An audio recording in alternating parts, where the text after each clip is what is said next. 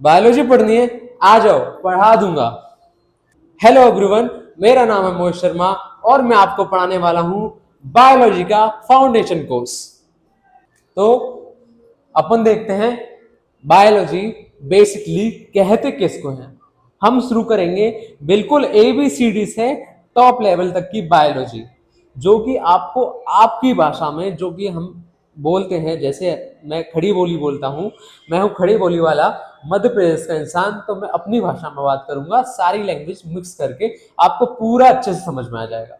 ठीक है, तो हम देखते हैं बायोलॉजी बोलते किसको हैं, कहते किसको हैं। तो यहाँ देखिए बायोलॉजी बनी है मिलके दो वर्ड से। क्या है दो वर्ड? Bio plus logy. यहाँ बायो का मतलब है लिविंग थिंग्स और लॉजी का मतलब है स्टडी। तो bio plus logy equals to living things की स्टडी। तो बायोलॉजी साइंस की ऐसी ब्रांच है जिसमें हम लिविंग थिंग्स की स्टडी करते हैं। ठीक है, तो बेटा पहले क्या होता था कि बायोलॉजी को सिर्फ एक ही ब्रांच समझते थे, जैसे कि बायोलॉजी सिर्फ एक ही चीज की स्टडी है, लेकिन बाद में और स्टडी हुई, इस पर गहन अध्ययन हुआ और बायोलॉजी को फिर अगेन फर्दर दो ब्रांचेस में डिवाइड कर दिया गया। बायोलॉजी के अंदर दो ब्रांचेस अभी करंट में आती हैं। क्या है? एक है जियोलॉजी और दूसरी है बॉटनी। कौन सी है? पहली है जूलॉजी, दूसरी है बॉटनी। जूलॉजी में क्या होता है? जूलॉजी में होता है एनिमल्स की स्टडी। एनिमल्स बोले तो जो चल फिर सकती हैं, एक जगह से दूसरी जगह जा सकती हैं, आ सकती हैं, जो लोकोमोशन कर सकती है ना, उसमें होता है जूलॉजी की स्टडी, यानी एनिमल्स की स्टडी। और जूलॉजी का जो फादर है, जिसको बोलते हैं जूलॉजी का जो फादर, जो साइंटिस्ट हैं, उनका नाम क्या है? उनका नाम है एरिस्टोटल। क्या नाम है? उनको नाम बोलेंगे हिंदी में अरस्तु बोलेंगे। एरिस्टोटल नाम है जूलॉजी के फादर का। ठीक है, अब जो दूसरी ब्रांच है बायोलॉजी की, वो है बॉटनी। बॉटनी में क्या होता है? प्लांट्स की स्टडी होती है, पादप की स्टडी होती है। प्लांट्स यानी पादप। पादप क्या होते हैं? जो एक जगह स्थिर रहते हैं लेकिन अपना खाना बनाते हैं, ऑक्सीजन लेते हैं और कार्बन डाइऑक्साइड लेते हैं, ऑक्सीजन छोड़ते हैं, जैसे पेड़। प्लांट्स, पादप को इंग्लिश में प्लांट्स कहते हैं।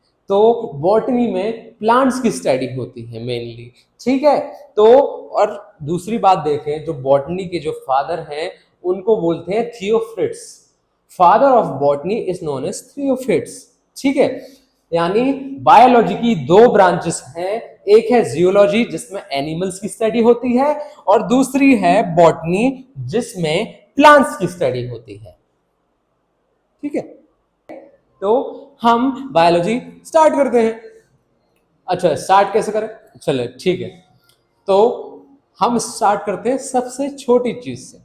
अच्छा, आपने देखा होगा आपका जो रूम है, आपका जो घर है, वो बना कैसे है? देखा होगा कैसे बना है? या ईंटों से बना हुआ है ना? ब्रिक्स कर कर करके ईंटों से बना है। फिर ईंटें एक लाइन में लगा दी गई हैं, तो उससे क्या बना है? दीवार बनी हुई है, बनी है ना? तो ऐसे ही दीवालों को आपस में एक लाइन में लगा दिया गया है, सजा दिया गया है ऐसे, तो दीवार से एक कमरा बन गया है। कमरा बन गया है, और कमरों को बहुत सारे जब कमरे इकट्ठे हो गए हैं एक जगह पे, तो वो घर कहलाता है। क्या कहलाता है? घर कहलाता है। ऐसे ही सेम टू सेम बोर्ड पे देख लेते हैं, है ना? जैसे अपन ने ब्रिक्स, ब्रिक्स से क्या बनी? बहुत सारी ब्रिक्स को इकट्ठी कर दी अपन ने, तो क्या बनी? वॉल बनी, एक दीवार बन गई। अब दीवार को इकट्ठी कर दी अपन ने, तो क्या बन गया? रूम बन गया, कमरा बन गया,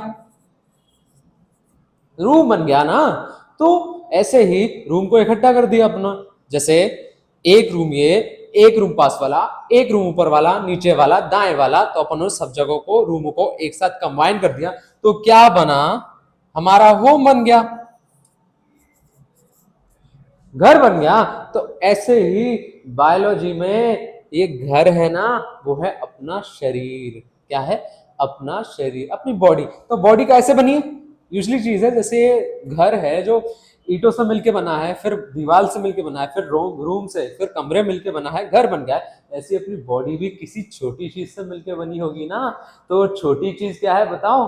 पता है किसी को? वो छोटी चीज कहलाती है कोशिका। क्या कहलाती है वो चीज? कहलाती है सेल। किससे सेल के मिलके बनी है बॉडी? तो बनी है सेल से मिलके बनी है बॉडी। किससे मिलके बनी है बॉडी? सेल से बनी। जैसे मैंने बोला ना आपको, दीवार काय से बनी है? ब्रिक्स से बनी है, ईंटों से मिलके बनी है। वैसे ही अपनी जो बॉडी है ना, वो किससे मिलके? छोटे छोटे छोटे छोटे छोटे सेल से, यानी कोशिका से मिलके बनी है। जैसे कोशिका ले ली, जैसे अपन किसी दीवार को जूम करके देखें तो उसमें ईंट नजर आएगी ना, ऐसी अपनी सेल है, ऐसी अपनी स्किन है। स्किन को अपन ने माइक्रोस्कोप से अपन ने जूम कराना तो उसके अंदर छोटे छोटे छोटे सेल्स नजर आएंगे। क्या नजर आएंगे? सेल्स नजर आएंगे, या हिंदी में उनको बोले तो कोशिका नजर आएगी। तो ये सबसे छोटी यूनिट है अपनी बॉडी की। क्या है? Smallest unit of the body is known as cell. तो ऐसे ही अगर अपन ने बहुत सारे जो सेल हैं एक जगह इकट्ठे होने लगे ना, बहुत सारे, जैसे ईंटें इकट्ठी हो गई एक जगह तो वो दीवार बन गई, वैसे ही सेल, अगर ऐसे ही सेल एक जगह इकट्ठे हो गए ना, तो वो किसका फॉर्म ले लेते हैं? वो क्या बना लेते हैं? वो बना लेते हैं टिश्यूज बना लेते हैं। हम लोग आगे स्टडी करेंगे टिश्यूज क्या होता है वगैरह वगैरह। अभी हम सेल पे फोकस करते हैं ना, ये आगे आगे आने वाली क्लासों में अपन पढ़ लेंगे। तो जब बहुत एक जगह पे बहुत सारे सेल इकट्ठे हो जाए ना, तो वो बन जाते हैं टिश्यूज। और वैसे ही टिश्यूज अगर एक जगह इकट्ठे हो जाएं तो वो किसका फॉर्म ले लेते हैं? वो बन जाते हैं ग्लैंड। ऑर्गन ग्लैंड बन जाते हैं। जैसे ग्लैंड बोले तो अपनी skin, skin is a type of gland. ठीक है, स्किन भी एक ग्लैंड है, वो अपन आगे स्टडी करेंगे ग्लैंड क्या होता है। ठीक है, अभी स्किन, अभी सेल्स पे फोकस करते हैं। ठीक है, जैसे ब्रिक्स से वॉल बनी, वॉल, वैसे ही सेल से टिश्यूज बन गया। अब जैसे वॉल से रूम बना, वैसे ही टिश्यूज से ग्लैंड बन गया, एक पूरा ग्लैंड बन गया। अब ग्लैंड, अब बहुत सारे जहां ग्लैंड इकट्ठे हो जाएंगे ना, तो वहां वो बॉडी का शेप ले लेंगे। क्या बन जाएगा? बॉडी बन जाएगा। एज सेम एज दिस, जैसे घर बनाना वैसे ही बॉडी फॉर्म हो गई। मैंने जैसे बोला ना, जैसे घर की सबसे छोटी यूनिट होती है ब्रिक्स, यानी ईंट होती है। ईंट देखिए रेड कलर की रहती है ना? तो वैसे ही जो बॉडी का सबसे स्मॉलेस्ट यूनिट रहता है वो रहता है सेल, यानी कोशिका। ठीक है, अब अपन आते हैं सेल की स्टडी को क्या कहते हैं। जैसे अपन सेल करेंगे तो सेल पढ़ेंगे, तो सेल की स्टडी को कुछ तो नाम देना पड़ेगा ना। तो सेल की स्टडी को, जो सेल का अध्ययन करते हैं, सेल के बारे में पढ़ते हैं ना, तो उस स्टडी को बोलते हैं साइटोलॉजी। उसको बोलते हैं साइटोलॉजी। यहां भी देख रहे हो, जैसे बायोलॉजी था ना, वैसे ही साइटोलॉजी है। यहां भी दो वर्ड से मिलकर बना है। साइटो यानी सेल, यानी कोशिका। साइटो यानी सेल, और लॉजी यानी स्टडी, यानी सेल की स्टडी। साइटोलॉजी। सेल की स्टडी को क्या बोलेंगे? सेल की स्टडी को बोलेंगे साइटोलॉजी। क्या बोलेंगे सेल की स्टडी को? सेल की स्टडी को बोलेंगे साइटोलॉजी। कोशिका के अध्ययन को क्या बोलेंगे बेटा? कोशिका के अध्ययन को बोलेंगे साइटोलॉजी। आया समझ में? थोड़ा समझ में आ रहा होगा। साइंस इतनी भी टफ नहीं है, बस अपनी भाषा में कोई बताने वाला नहीं है तुम्हें, कोई अपनी भाषा में बताने वाला हो गया ना, तो साइंस बहुत ही इजी बात है बेटा। तो अपन आते हैं सेल पे। अब मैं आपको दिखाता हूं कि सेल दिखता कैसा है। एक सेल का ओवरव्यू ले लेते हैं, है ना? तो जैसा कि आप इसमें देख रहे होंगे स्क्रीन में, ये जो दिख रहा है ये जस्ट ऐसा रफ डायग्राम है ना। जैसे मान लो सपोज करो अपना नाखून है वो टूट के गिर गया। अपने नाखून उठाया, माइक्रोस्कोप लिया, माइक्रोस्कोप के अंदर रखा और माइक्रोस्कोप को जूम करके वो नाखून को देखा, दिखता कैसा है। नाखून में दिखा के बहुत सारे सेल हैं। जैसे एक दीवार के अंदर बहुत सारी ईंट थी ना, वैसे ही उस नाखून के अंदर बहुत सारे कोशिका यानी सेल मिले। तो सेल कैसा स्ट्रक्चर दिखा, एक सपोज करो, अपने को अभी अंदर नहीं जाना है कि सेल के अंदर क्या है। अपन सपोज कर रहे हैं, जैसे आपको स्क्रीन में दिख रहा है ना ये, कि सेल दिखता कैसा है। एक ओवरव्यू लो कि सेल दिखता क्या। ये राउंड नहीं है, ये फोटो ऐसी है, समझ में आ रही है आपको? ये फोटो से मान लो एक तरबूज है ना, तरबूज है गोल, वाटरमेलन, उसको क्या स्लाइस कर दिया, काट दिया चाकू की मदद से, स्लाइस उठाया, हटा दिया, वो गोल सा क्यूब दिख रहा है ना, वही ये सेल है, वो सेल दिख रहा है। सेल का इतना सा पार्ट निकाल के फेंक दिया, हटा दिया साइड में, और ये अंदर की चीज दिख रही है उसकी। ये सपोज करो ये सेल है, ये सेल है, ये सेल है, इसके अंदर ये एनिमल सेल का डायग्राम है, आपको दिख रहा है ना स्क्रीन पे, ये एनिमल सेल का डायग्राम है। इसके अंदर चीजें दिख रही हैं, इनको इनको क्या कहेंगे, ये जो अलग अलग चीजें दिख रही है ना, इनको कहेंगे सेल ऑर्गेनेल। क्या कहेंगे, ये जो सब्सटेंस है या ये मटेरियल है जो सेल के अंदर, उसको सेल ऑर्गेनेल कहेंगे। ये अलग अलग टाइप का रहता है, इसके अंदर अलग अलग प्रकार के सामग्री रहते हैं, अलग अलग प्रकार का मटेरियल रहता है। उसका फंक्शन क्या रहता है, वो काम क्या करता है, अभी अपन जानेंगे आगे। ठीक है, ये सेल के अंदर चीजें ये दिख रही हैं, जैसे ये ग्रीन कलर का दिख रहा है, ये ऑरेंज कलर का दिख रहा है, ये ब्लू कलर का दिख रहा है, ये क्या है, ये अभी तो मान लो कि सेल ओवरव्यू ये दिखता है, ये सेल का फोटो है ऐसा। ठीक है, अंदर से सेल ऐसा दिखता है। ठीक है, ये आपको समझ में आ गया। सेल की स्टडी को बोलते हैं साइटोलॉजी। ठीक है, सेल से टिश्यू बनते हैं, टिश्यू से ग्लैंड बनते हैं, ग्लैंड से बॉडी बनती है। ओके, अब हम बात करते हैं कि सबसे छोटा सेल कौन सा है, सबसे बड़ा सेल कौन सा है। ठीक है, तो अपन देखते हैं पूरे वर्ल्ड में, किसमें देखते हैं, पूरे वर्ल्ड में सबसे छोटा सेल कौन सा है और सबसे बड़ा सेल कौन सा है। तो सबसे छोटा यानी स्मॉलेस्ट सेल होता है माइकोप्लाज्मा का। तो smallest cell in the world is known as mycoplasma. ठीक है, अब आते हैं सबसे बड़ा सेल क्या है वर्ल्ड में। तो सबसे बड़ा सेल है ऑस्ट्रिच का एग, शुतुरमुर्ग का अंडा। एक ही सेल का बना हुआ रहता है वो पूरा का पूरा, और सबसे बिगेस्ट सेल है वो इन द वर्ल्ड। अब ठीक है, अपन ने वर्ल्ड में देख लिया, अब आते हैं इन ह्यूमंस, इंसानों में। मैं भी इंसान ही हूं, तो अपन आते हैं इंसान में। ठीक, आप भी इंसान हो, चिंता मत करो। ठीक है, तो अपन आते हैं इंसान में। इंसान में देखते हैं सबसे बड़ा, सबसे लंबा, ठीक है, और सबसे छोटा। तो सबसे छोटा कौन सा सेल रहता है, सबसे छोटा रहता है स्पर्म। स्पर्म किस में पाया जाता है, स्पर्म मेल्स में पाया जाता है। तो सबसे छोटा सेल है ह्यूमंस में स्पर्म्स, जो कि पाया जाता है मेल में। और सबसे बड़ा सेल है जो कि ओवम पाया जाता है फीमेल। एक देखिए, एक होता है लंबा, कुतुब मीनार लंबी है, एक होता है बड़ा, लाल किला बड़ा है। तो ऐसे ही जो ओवम है वो बड़ा है। ठीक है, सबसे बिगेस्ट सेल है ओवम जो फीमेल में मिलता है। और जो सबसे लंबा, मैंने कहा ना कुतुब मीनार लंबी होती है, जो सबसे लंबा है, तो लंबा सेल है, लॉन्गेस्ट सेल है न्यूरॉन सेल। न्यूरॉन सेल यानी हिंदी में बोलते हैं तंत्रिका, तंत्रिका सेल, तंत्रिका कोशिका। तो हिंदी में न्यूरॉन को तंत्रिका कहते हैं। ठीक है, हमने देखा कि वर्ल्ड में सबसे स्मॉलेस्ट सेल है माइकोप्लाज्मा, सबसे बड़ा है ऑस्ट्रिच का एग, और इंसानों में देखा अपन ने सबसे छोटा है स्पर्म्स जो कि मेल में मिलता है, और सबसे बड़ा सेल है ओवम जो कि फीमेल में मिलता है, और सबसे लॉन्गेस्ट यानी सबसे लंबा सेल है तंत्रिका यानी न्यूरॉन सेल। समझ में आया? ठीक है, अब क्या है, हमने सेल का ओवरव्यू ले लिया है कि सेल होता क्या है। अब घुसते हैं सेल में, यानी सेल के जो ऑर्गेनल है उसमें क्या क्या उपस्थित है, सेल किस चीज से मिलकर बना है। अब उस चीज को स्टडी करते हैं। टेंशन नहीं लेगा, मैं हूं ना, मैं सब स्टडी करवा दूंगा। बहुत सिंपल है, बहुत आराम से आप लोगों की और मेरी भाषा में, खड़ी बोली में, मिक्स बोली में आपको आपके दिमाग में घुसवा दूंगा कि भाई सेल होता क्या है, स्टडी क्या होती है। ठीक है, सेल की स्टडी क्या होती है, साइटोलॉजी होती है ना। ठीक है, तो अपन देखते हैं, हम देखते हैं कि सेल के अंदर और सेल में होता क्या है। तो ये जो दिख रहा है, ये इसका कवर दिख रहा है सेल का, ये सेल है ना, सेल का आउटर कवर दिख रहा है, ये ग्रीन कलर का जो पार्ट दिख रहा है, उसको क्या बोलते हैं, उसको बोलते हैं सेल मेम्ब्रेन। समझ में आया, नहीं आया, कोई बात नहीं। एग देखा, एग देखा है, अंडा देखा है, व्हाइट अंडा, मुर्गी देती है अंडा व्हाइट कलर का। तो अंडे के ऊपर जो कवर रहता है व्हाइट व्हाइट कवर रहता है, व्हाइट कवर। अंदर की बात नहीं कर रहा हूं मैं, अंदर तो यॉल्क रहता है वो पीले कलर का, वो नहीं, उसके बाहर का जो अंडा का कवर रहता है ना व्हाइट कलर का। ठीक है, वो ही मान लीजिए, वही है सेल मेम्ब्रेन।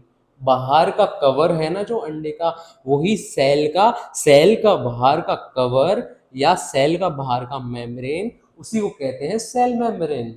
कोशिका झिल्ली, हिंदी में कहते हैं कोशिका झिल्ली। अच्छा, तुम दूसरा एग्जांपल लेता हूँ।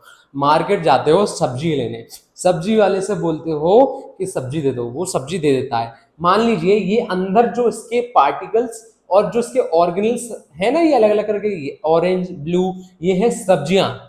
समझ रहे हो, टिंडे टमाटर लौकी, भिंडी, सब्जियां हैं, अब सब्जी ले लेते हो, लेकिन उसको कुछ रखने के लिए तो चाहिए ना। क्या लोगे? सब्जी काय में रखोगे? हाथ में थोड़ी ना ले जाओगे ना।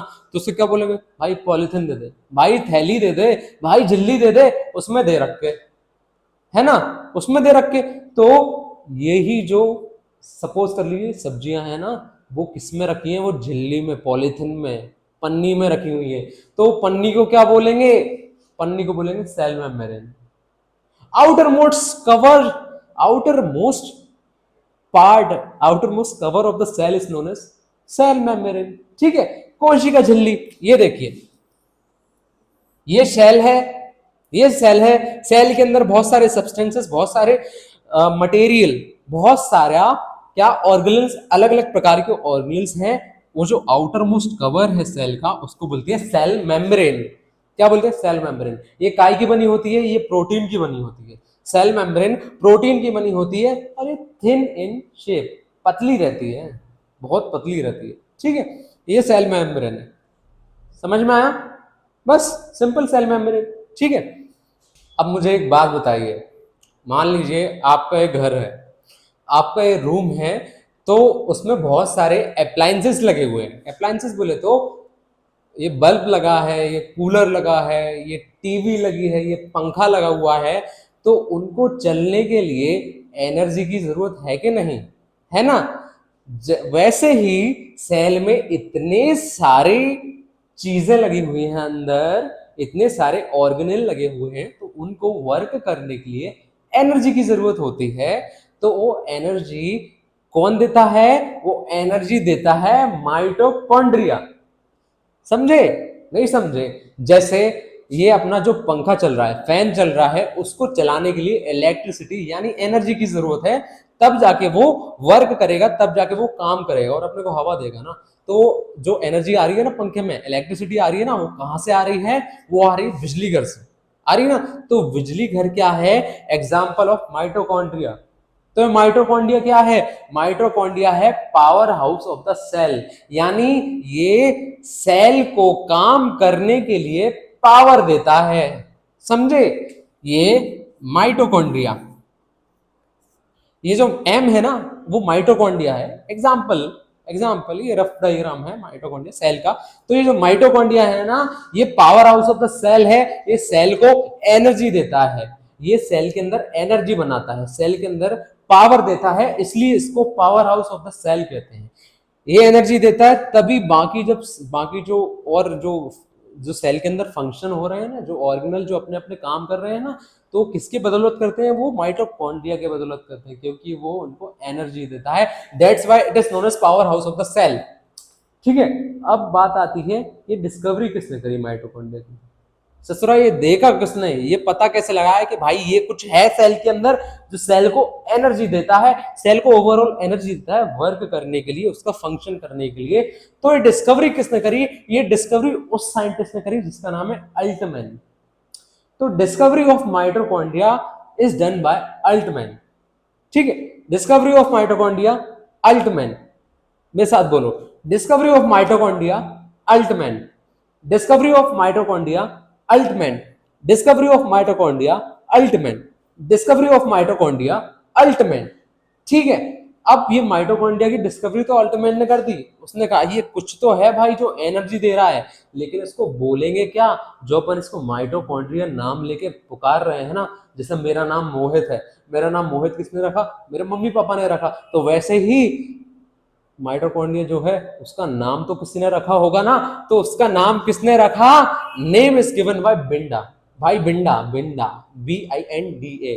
भाई ऐसे ऐसे साइंटिस्टों के नाम रहे हैं ना, जो भाई हम बोल ही नहीं पाते। बोल तो लेते हैं लेकिन उनके नाम ही पता नहीं क्या हुआ से रहते हैं ना। तो माइटोकॉन्ड्रिया का जो नेम है, माइटोकॉन्ड्रिया का जो नेम अपन स्पेल कर रहे हैं ना, ये माइटोकॉन्ड्रिया, वो नेम किसने दिया है? बिंडा ने दिया है। उसकी डिस्कवरी किसने करी? उसकी खोज किसने करी? उसको ढूंढा किसने? ढूंढा अल्टमैन ने। उसकी खोज करी अल्टमैन ने, उसका नेम दिया बिंडा ने। तो माइटोकॉन्ड्रिया का name given by Benda and discovery done by Altman.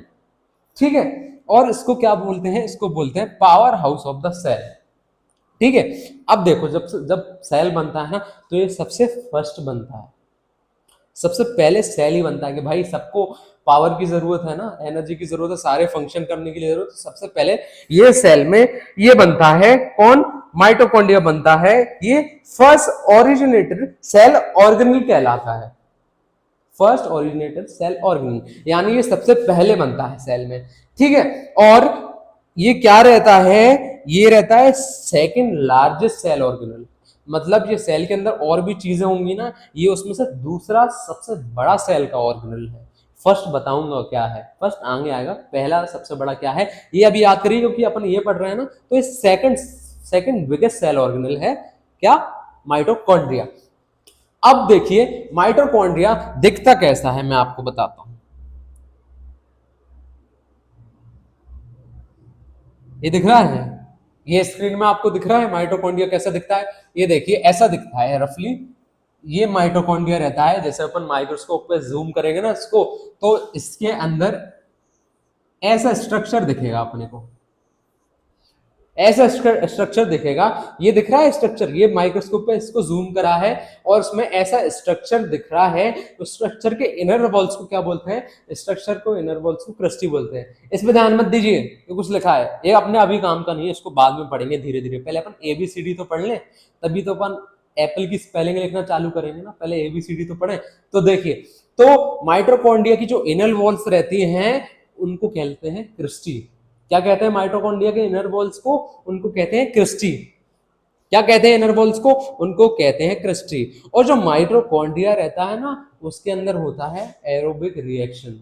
Aerobic reaction को हिंदी बोलते हैं ऑक्सीटोसिन। देखिए मैं सांस ले रहा हूं ना, O2 ले रहा हूं अंदर, तो कहाँ जा रही है, ये मेरे फेफड़ों में जा रही है, फेफड़ों से ब्लड में जा रही है, ब्लड से इधर उधर डिस्ट्रीब्यूट हो रही है ना, तो वो कहाँ जा रही है, वो सेल के अंदर जा रही है। सेल के अंदर क्या है, माइटोकॉन्ड्रिया है। माइटोकॉन्ड्रिया के अंदर जैसे ही O2 जाती है ना, तो वो O2 कहाँ जाती है, वो O2 जाती है क्रिस्टी के अंदर जाती है। और क्रिस्टी के अंदर कौन सी साइकिल चलती है, क्रिस्टी के अंदर चलती है क्रेब्स साइकिल। क्रिस्टी के अंदर कौन सी साइकिल चलती है, क्रैब साइकिल चलती है। क्रैब साइकिल चलने के फलस्वरूप क्या मिलते हैं अपने को, एटीपी मिलते हैं। क्या मिलते हैं, एटीपी मिलते हैं। एटीपी का फुल फॉर्म होता है adenosine triphosphate. ATP adenosine triphosphate, ATP adenosine triphosphate, ठीक है। एटीपी के फलस्वरूप क्या बनता है, एक ग्लूकोज बनता है।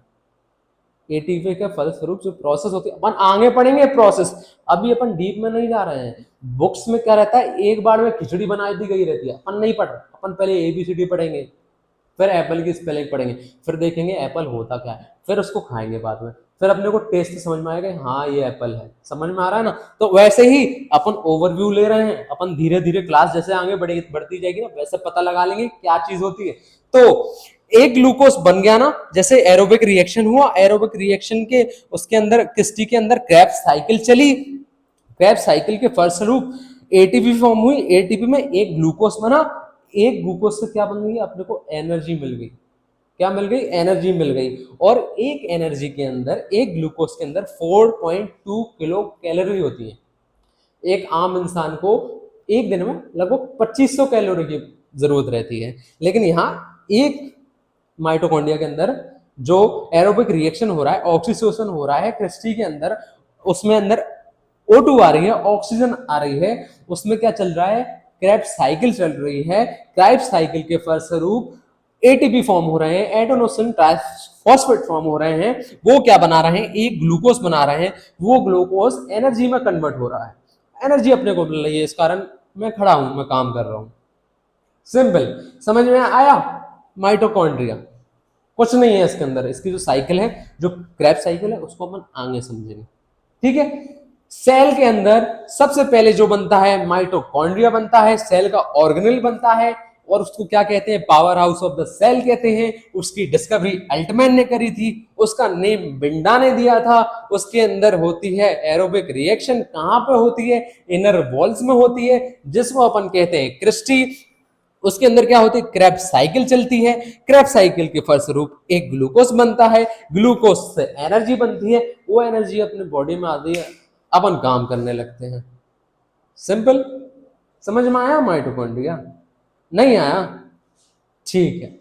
अब ये माइटोकॉन्ड्रिया क्या रहता है, जैसे ये मेम्ब्रेन रहती है ना, जैसे अपन ने पढ़ा था ये सेल मेम्ब्रेन से बना होता है, ये माइटोकॉन्ड्रिया भी जैसे ऊपर लेयर है ना, ये भी मेम्ब्रेन से बनी होती है। मेम्ब्रेन कितने टाइप की होती है? दो टाइप की होती है। एक तो सिंगल मेम्ब्रेन, जैसे अपना सेल है ना, ये सेल देख रहे हैं जो अपन, ये सिंपल एक मेम्ब्रेन से बन के मिलके बनी है। लेकिन जो माइटोकॉन्ड्रिया है ना ससुरा, दो मेम्ब्रेन से मिलके बना है। इसके ऊपर क्या है? डबल। सब्जी ली है ना अपन ने पॉलिथीन में, एक पॉलिथीन में लिए ना सब्जी, अब अपन क्या ले रहे हैं? सब्जी जो खरीद के लेके आ रहे हैं ना, वेजिटेबल्स, दो पॉलिथीन में खरीद के ला रहे हैं डबल करके। तो वैसे ही जो माइटोकॉन्ड्रिया है ना, ये डबल मेम्ब्रेन होता है। क्या होता है ये? Double membrane. ये दिख रहा है आउटर मेम्ब्रेन, ये inter membrane, double double membrane है। समझ में आ रहा है ना? तो ये सिंपल सी बात है, डबल थैली में है, डबल पॉलिथीन में है, कुछ नहीं है, डबल मेम्ब्रेन का बना होता है, बस ये याद रखना है अब तुमको, और ऊपर वो नहीं रखना। ठीक है, इतना समझ में आया? आगे बढ़े। ठीक है, ठीक है।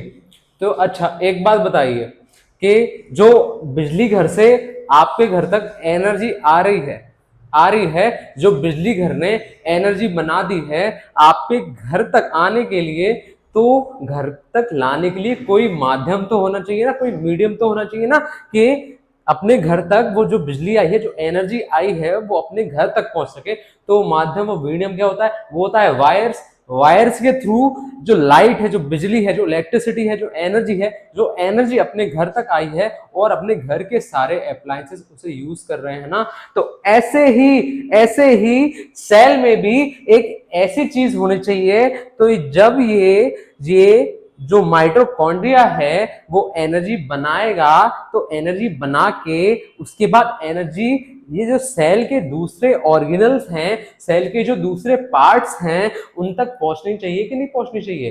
तो इसलिए इसलिए ये जो ऊर्जा ले जाने का काम करता है ना, तो वो कौन करता है सेल के अंदर? वो करता है गोल्जी बॉडी। कौन करता है?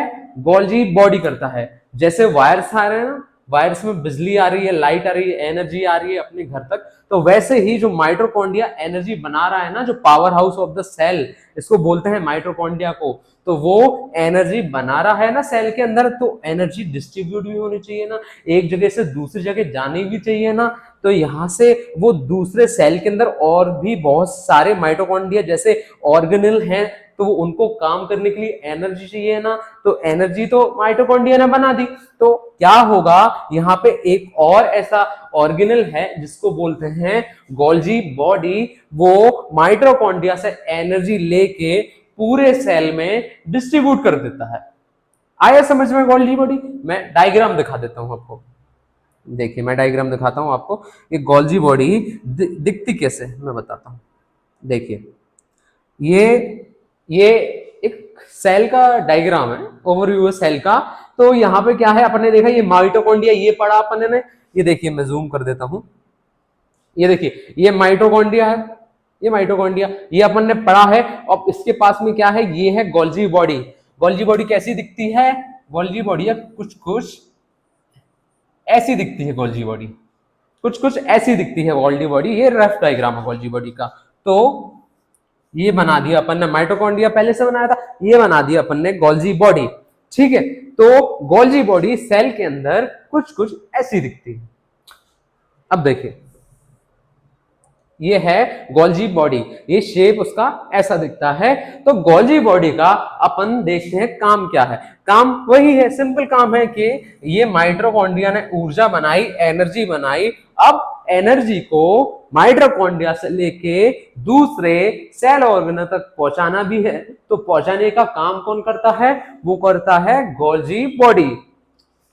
समझ में आया आप लोग को? देखिए जो सेल के अंदर बहुत सारे ऑर्गेनल हैं, ये तो माइटोकॉन्ड्रिया हो गया, लेकिन ये भी है, ये भी है, ये भी है, ये भी है, बहुत सारे ऑर्गेनल हैं, बहुत सारे अदर ऑर्गेनल हैं इनके अलावा। तो उन तक भी एनर्जी पहुंचनी चाहिए ना, जैसे जैसे अपना पंखे कूलर चल रहे हैं, उन तक एनर्जी आ रही है, बिजली घर एनर्जी दे रहा है, तो एनर्जी पहुंचनी चाहिए। उसी तरह जो वायर काम कर रहे हैं, उसी तरह ये गोल्जी बॉडी काम कर रही है। ये गोल्जी बॉडी माइटोकॉन्ड्रिया से एनर्जी लेती है और पूरे सेल में डिस्ट्रीब्यूट कर देती है। आया समझ में? ठीक है, अब देखिए अपन देखते हैं ये गोल्जी बॉडी तो है, तो इसको खोजा किसने, इसकी डिस्कवरी किसने करी? तो इसकी डिस्कवरी जो है करी कैमिलो गोल्जी ने करी। एक साइंटिस्ट थे, एक साइंटिस्ट साहब थे, जिन्होंने देखा कि माइटोकॉन्ड्रिया तो चलो वो अल्टीमेट डिस्कवरी करके चलेगा इसकी। अब आए गोल्जी बॉडी के एनर्जी बन रही है, वो एनर्जी दूसरे सेल ऑर्गेनल तक ले जा कौन रहा है? ऐसा परिवहन का, सेल परिवहन का, ऊर्जा सेल में परिवहन का, ऊर्जा परिवहन का काम कौन कर रहा है? तो किसने देखा ये? किसने देखा? ये देखा कैमिलो गोल्जी ने। तो Golgi body discovered by Camillo Golgi. ये है कैमिलो गोल्जी, साइंटिस्ट का नाम है। ये ऊट पटांग से नाम रहते हैं साइंटिस्टों के, ठीक है। तो Golgi body was discovered by Camillo Golgi. मेरे साथ बोलो, Golgi body Camillo Golgi. Surname से पता चल रहा है भाई ये सरनेम वाला बंदा है, इसका सरनेम गोल्जी है। तो उसने बोला मेरा सरनेम के नाम से मेरे गोल्जी बॉडी की डिस्कवरी होनी चाहिए, दुनिया मुझे याद रखेगी। तो इसने क्या करा, उसको नाम ही दे दिया गोल्जी बॉडी। क्या नाम दे दिया? गोल्जी बॉडी, या इसको अपन गोल्जी apparatus भी बोल सकते हैं, ठीक है। तो गोल्जी बॉडी की डिस्कवरी किसने करी? कैमिलो गोल्जी ने। इसका भाई काम क्या रहता है? इसका काम रहता है ऊर्जा परिवहन करना, या फिर इंग्लिश में बोले तो एनर्जी का ट्रांसपोर्टेशन करना। कहां से? माइटोकॉन्ड्रिया से लेकर सारे सेल में डिस्ट्रीब्यूट करना। ओके, अब ये क्या करता है? पैकिंग्स बना लेता है। किसके पैकेज बना लेता है? ऊर्जा के, एनर्जी के बंडल्स बनाता है, पैकिंग बनाता है। और इसको अपन क्या बोलते हैं? इसको बोलते हैं traffic police of the cell. क्या बोलते हैं? Traffic police of the cell बोलते हैं। किसको बोलते हैं? गोल्जी बॉडी को बोलते हैं। देखिए मैं थोड़ा सा और थोड़ा समझ में आ जाता, समझा देता हूं आपको। ये दिख रहा है, ये डायग्राम दिख रहा है, ये छुटुआ दिख रहा है, छुटुआ। अरे ये तो छुटुआ है, इसको अपन कर देते हैं छुटिया।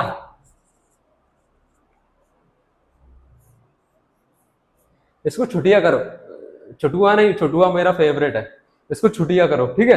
तो ये क्या है? अपन ने छुटिया बना दी इसको, बाल बना दिए इसके। तो क्या कर रही है छुटिया? बोले तो ये है क्या है?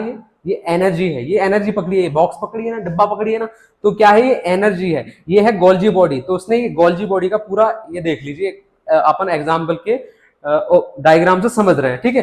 अब क्या किया भाई? एनर्जी ये पैकेट में बंडल बन गया एनर्जी के, और ये गोल्जी बॉडी में रखी हो गई। गोल्जी बॉडी ये एरोप्लेन लेके उड़ गया, और गोल्जी बॉडी ने सारे सेल में डिस्ट्रीब्यूट कर दिया।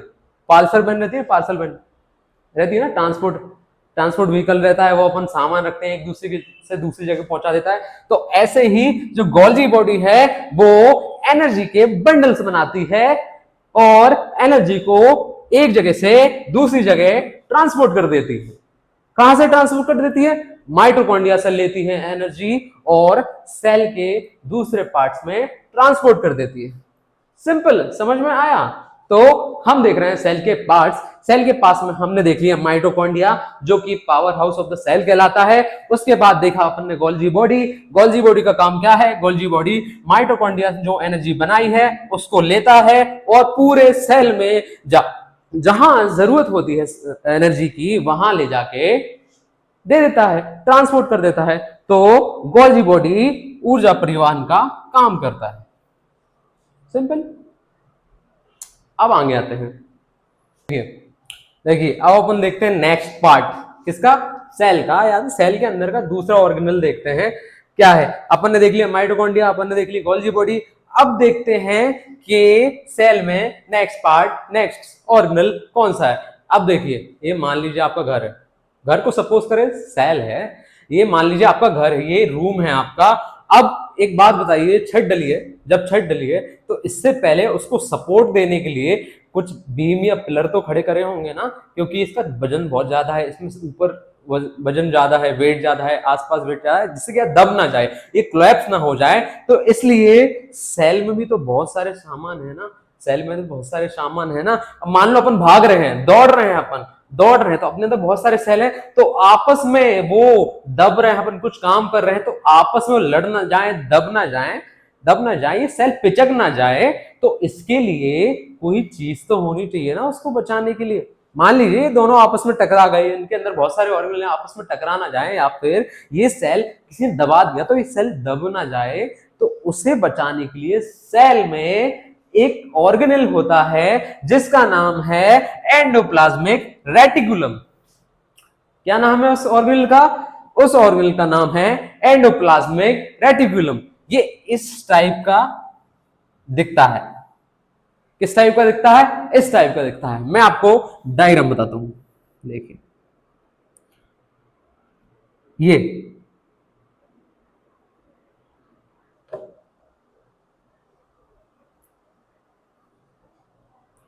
देखिए एंडोप्लाज्मिक रेटिकुलम कुछ इस टाइप का नजर आता है जब अपन उसको माइक्रोस्कोप के अंदर देखते हैं ना, जूम करके, इलेक्ट्रॉन माइक्रोस्कोप के अंदर जूम करके एंडोप्लाज्मिक रेटिकुलम को देखा जाता है ना, तो उसका डायग्राम कुछ इस प्रकार अपने को दिखता है। ऐसा देख लीजिए, ऐसा देता है। उसका काम क्या होता है? सेल को स्ट्रेंथ देना। क्या देना? ये देखिए, सेल को स्ट्रेंथ देना। वो काय का काम करता है? वो सेल के अंदर आंतरिक कंकाल का काम करता है। देखिए जैसे मेरे अंदर कंकाल है, स्केलेटन है ना, मेरे को वो खड़े रहने में मदद करता है, मेरे को स्ट्रेंथ बनाए रखने में मदद करता है, जैसे मैं खड़ा हुआ हूं। तो ऐसे ही सेल की स्ट्रेंथ जो देता है उसको कहते हैं एंडोप्लाज्मिक रेटिकुलम।